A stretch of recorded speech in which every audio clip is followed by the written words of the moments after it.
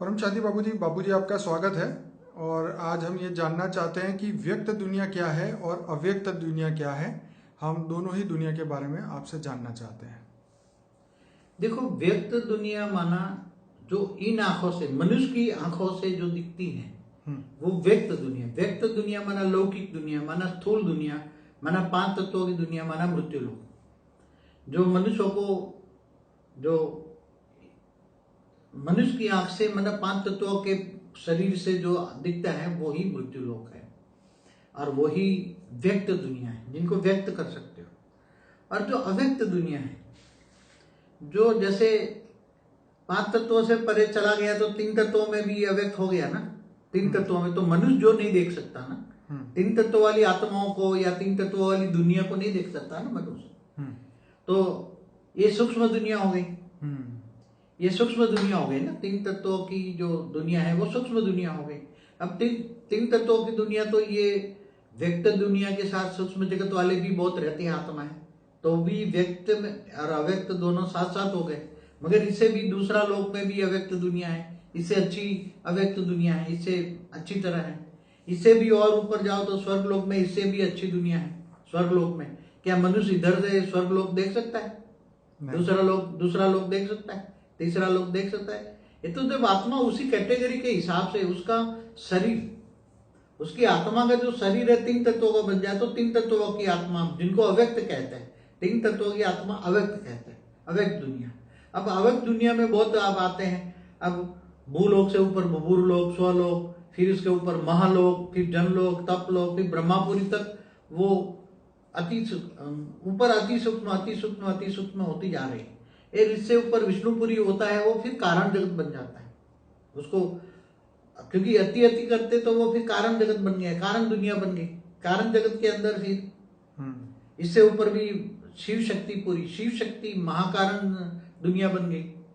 महाकारण माने वहां से सब कुछ कारण, ब्रह्मांड को चलाने के जो कारण निमित्त बनती है वो महाकारण दुनिया है। तो शक्ति ब्रह्मा द्वारा सर्जन, विष्णु द्वारा पालना और शंकर द्वारा विनाश कराती है ना इस ब्रह्मांड की आदि शक्ति। और वो शिव ने आदि शक्ति की रचना की। शिव आकारी, शिव शक्ति जहाँ रहते हैं उसी पूरी वो महाकारण जगत है। इससे ऊपर परम धाम है निराकार, जहाँ शिव निराकार परम धाम में रहता है। तो ये अब उसको तो अब वो तो बहुत ही अव्यक्त दुनिया हो गई। इनको तो इन सूक्ष्म जगत वाली आत्मा भी नहीं देख सकते, उसको निराकारी दुनिया देखने के लिए तो बहुत बड़ी मेहनत है। बाबूजी ये तो बात आपकी सच कही, क्योंकि सूक्ष्म दुनिया के बारे में जो है इवन आत्माओं ने जो बुकें लिखवाई है वो लोगों ने भी कभी इसके बारे में ज्यादा जिक्र नहीं किया है। नहीं, सूक्ष्म हमारे शास्त्रों में जो है, हमारे जो वेदोपनिषदों में, हिंदुओं के जो वेदोपनिषदों में है, वो एक ब्रह्मांड के बारे में कई लोग, ये 14 लोगों के बारे में, 7 पाताल लोगों के बारे में, अतल वितल सुतल रसातल महातल पाताल के बारे में लिखा हुआ है। पूरे ब्रह्मांड के बारे में लिखा हुआ है, अतल वितल सुतल रसातल ये सब लिखा हुआ है। मगर एक ब्रह्मांड का नहीं, एक ब्रह्मांड माने एक सोलर सिस्टम। तो अब एक सोलर सिस्टम से आगे चलोगे तो क्या वहां भी अव्यक्त दुनिया है क्या? दूसरे हर सोलर सिस्टम में ऐसी दुनिया है ना, स्थूल जगत भी है, जहाँ स्थूल दुनिया है वहां हर ब्रह्मांड में अनंत कोटि ब्रह्मांड गया है ना। तो अनंत कोटि प्रकार के ब्रह्मांड, कोटि माना प्रकार के ब्रह्मांड भी है, अनंत कोटि माना करोड़ों ब्रह्मांड भी है। तो ये गैलेक्सी माना एक आकाशगंगा महाब्रह्मांड हुआ, उसमें जितने सोलर सिस्टम है इतने सारे ब्रह्मांड हुए। तो अरबों सोलर सिस्टम में एक गैलेक्सी आकाशगंगा में, तो इसका रचयिता महाशिव है। तो जो ये अव्यक्त है, सेंट्रल पॉइंट से देखो अव्यक्त, जो अव्यक्त माना जो नहीं दिखता उसको साइंस वाले क्या कह रहते हैं? Dark energy. क्या कहते हैं? Dark energy. दिखती नहीं है मगर वो है, डार्क एनर्जी कहते हैं साइंस वाले। और ये स्थूल दुनिया को डार्क मैटर कहते हैं। स्थूल दुनिया माना डार्क मैटर। अब डार्क एनर्जी जो दिखती नहीं है इन आंखों से, साइंस के कैमरे में भी नहीं आती, उसको डार्क एनर्जी कहते हैं। तो ये डार्क मैटर भी अलग तरह से होती है, मगर डार्क मैटर तो जो दिखेगी ना, मैटर है तो दिखेंगे ना। मैटर माना मटेरियल, माना भौतिक दुनिया, भौतिक जगत है, भौतिक साइंस है, भौतिक साइंस कहते हैं ना। तो इससे आगे जाओ तो महाब्रह्मांड से आगे, गैलेक्सी से आगे यूनिवर्स है। तो यूनिवर्स में भी ऐसी अव्यक्त दुनियाएं हैं। 16 कला की यूनिवर्स है, 16 कला की ब्रह्मांड, परम महाब्रह्मांड। गैलेक्सी है 9 से 12 कला का गैलेक्सियां होती हैं। ब्रह्मांड 1 कला से 8 कला के ब्रह्मांड होते हैं। मतलब एक प्रकाश वर्ष का ब्रह्मांड है। जैसे हमारा ब्रह्मांड पहले बना तो एक प्रकाश वर्ष था, मतलब उसकी रेडियस होती थी 188 खरब किलोमीटर, मतलब सॉरी रेडियस नहीं, डायमीटर 188 खरब किलोमीटर, रेडियस तो 94 खरब किलोमीटर थी। तो अभी हर ब्रह्मांड छोटे मोटे होते रहते हैं, उसमें हर जगह अव्यक्त दुनिया है, कारण जगत है, महाकारण जगत है। उसमें कारण जगत महाकारण जगत में बहुत डिटेल में भी बता सकते हैं। जहां जैसे मनुष्य जब उसका तीन तत्व से अंदर परम तत्व का कारण शरीर जागृत हो जाए, वो कारण जगत में जैसे विष्णुपुरी में गया तो वो वैकुंठ है, तो वैकुंठ में चला गया तो उसका कारण शरीर जागृत हो गया, तो वो इसलिए कारण जगत कहेंगे। इससे ऊपर शिवपुरी में गया, शिव शक्ति जहां रहते हैं, तो वहां 100% परम तत्व है, तो महाकारण जगत, महाकारण शरीर चार्ज हो गया तो महाकारण जगत है। इससे ऊपर निराकार बन गया तो परम धाम निराकार है, तो आत्मा निराकार बन गई, कर्म बंधन सारे छूट गए। तो ऐसी तरह Galaxy, universe, great universe, multiverse तक व्यक्त और अव्यक्त दुनिया हर जगह होती है। हर सोलर सिस्टम में भी माने एक ब्रह्मांड, एक सोलर सिस्टम माना एक ब्रह्मांड, हर सोलर सिस्टम में भी व्यक्त दुनिया और अव्यक्त दुनिया माना स्थूल जगत, सूक्ष्म जगत, कारण जगत, महाकारण जगत, परमधाम होते ही रहते हैं, और परमधाम उसका कंट्रोलर होता है और क्रिएटर होता है।